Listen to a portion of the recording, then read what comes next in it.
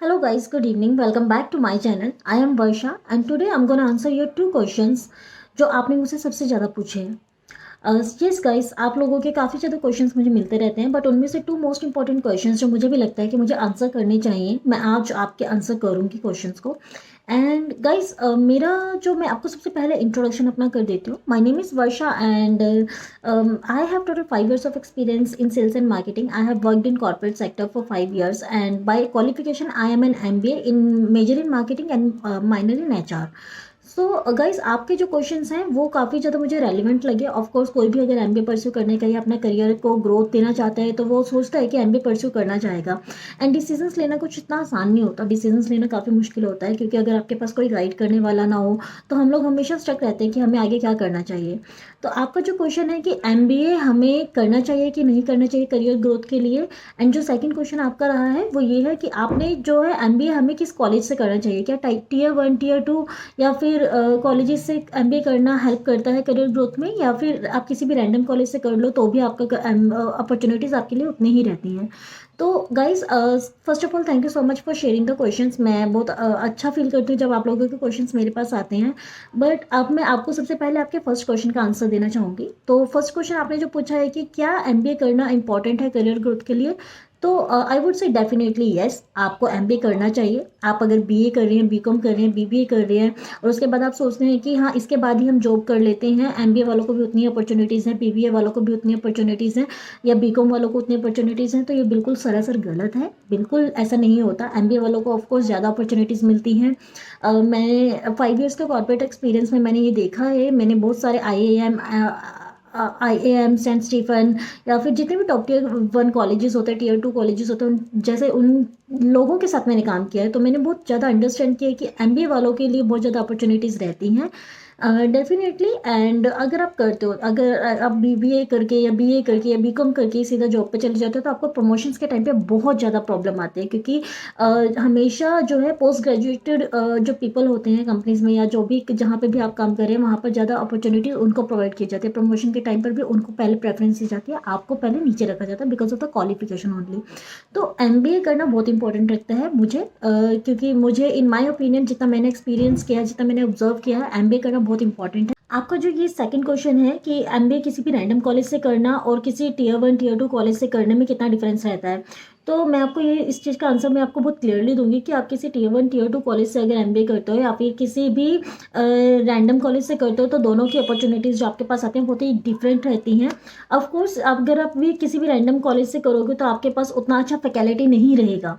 आपके पास वो फैकल्टी नहीं रहता है. आपको टू बी वेरी ऑनेस्ट, अगर किसी को बुरा लगे अच्छा लगे, बहुत क्लियर सी बात है, फैकल्टी बहुत डिफरेंट मैटर करता है. फैकल्टी अच्छा होना ये होता है. कई टीचर्स अच्छा पढ़ाते हैं, कई टीचर्स अच्छा नहीं पढ़ाते हैं. बट जो टॉप टियर कॉलेजेस होते हैं उनमें टीचर्स काफ़ी ज़्यादा हाईली एजुकेटेड होते हैं, बहुत ज़्यादा एक्सपीरियंस होते हैं, तो वो काफ़ी ज़्यादा डिफरेंस ले आता है आपकी स्टडीज़ में, आपकी अंडरस्टैंडिंग में.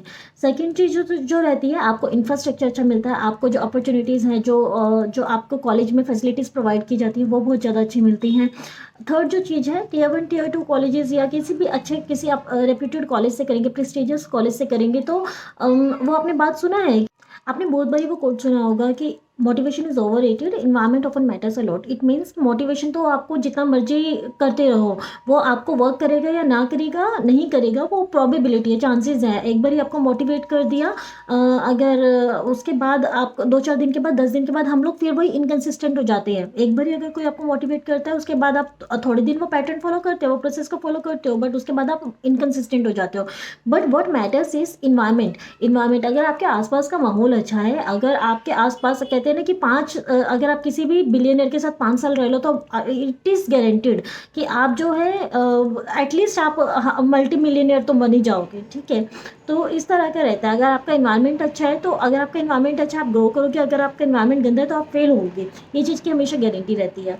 तो यही मैं आपको कहूँगी कि क्योंकि Tier 1 Tier 2 कॉलेजेस में स्टूडेंट्स भी बहुत ही एक्सपर्ट जो अपना कैट जैसे प्रीमियम एग्जाम्स जो हैं क्लियर करके आए होते हैं, तो आपको एक इन्वायरमेंट मिल जाता है.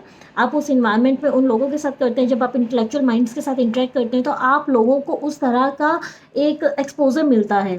तो ये चीज़ बहुत मैटर करती है। थर्ड चीज़ मैं आपको कहूँगी, जो प्लेसमेंट फैसिलिटीज़ जो है ये प्रीमियम कॉलेजेस प्रोवाइड करते हैं। जितने भी अगर आप टॉप कॉलेजेस देखोगे, सब में एमएनसीज कंपनीज, जो टॉप मल्टी बिलियनर, जो लाइक बहुत बड़ी बड़ी ऑर्गेनाइजेशंस आती हैं जो यहाँ पर बच्चों को पैकेज अच्छा ऑफर करते हैं। इनका एवरेज पैकेज ही 30-40 लाख का जाता है। तो अगर आप इन कॉलेजेस में जाओगे तो ऑफ कोर्स आपको एक जॉब सिक्योरिटी मिल जाती है, गारंटी मिल जाती है। और सेकंड, अगर मैं आपको बोलूँगी, एक आपके पास जो रहता है ना, एक अच्छे कॉलेज में अगर आप जाते हो तो आपके पास अच्छी अपॉर्चुनिटीज़ मिल जाती हैं। अगर आप किसी भी रैंडम कॉलेज से जाते हो, अगर जॉब अपॉर्चुनिटीज़, तो आपको तो प्लेसमेंट गारंटी तो मिलती नहीं है, प्लेसमेंट बिल्कुल भी नहीं होती। कई कॉलेजेस में तो ऐसा है, फीस आप वही पे करते हो 4 लाख 5 लाख रुपीज़, बट आपको जो है प्लेसमेंट अपॉर्चुनिटीज़ नहीं मिलती है।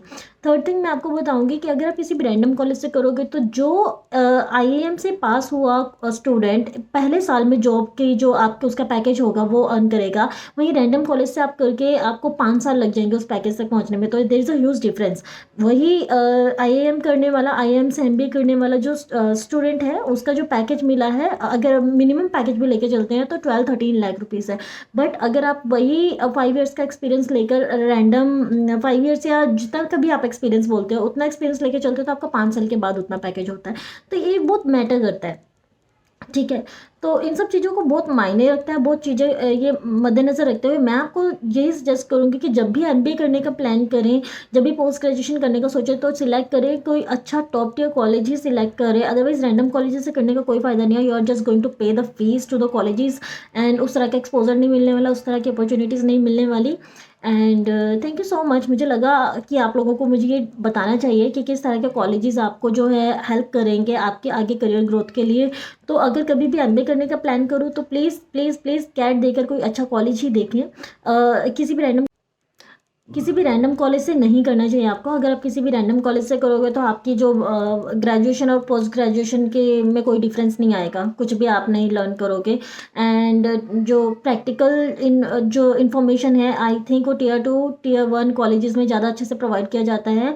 एंड रैंडम कॉलेजेस में अगर आप किसी भी रेगुलर रैंडम कॉलेज से कर लोगे तो आपको जो है ये प्रैक्टिकल नॉलेज बिल्कुल भी नहीं होती, थ्योरेटिकल नॉलेज ही आपको मिलती है। तो बहुत मैटर करता है। There is huge huge difference between doing MBA from a reputed college and doing MBA from a random college.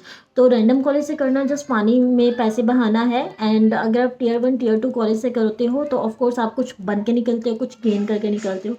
सो यही मेरा अपना पर्सनल ओपिनियन है। अगर आपका कुछ ओपिनियन है, आपको लगता है कि कुछ भी आप लोगों को शेयर करना है, तो प्लीज़ मुझे इस कमेंट में आप बता सकते हैं। मैं ज़रूर रीड करूँगी आपके comments. Thank you so much.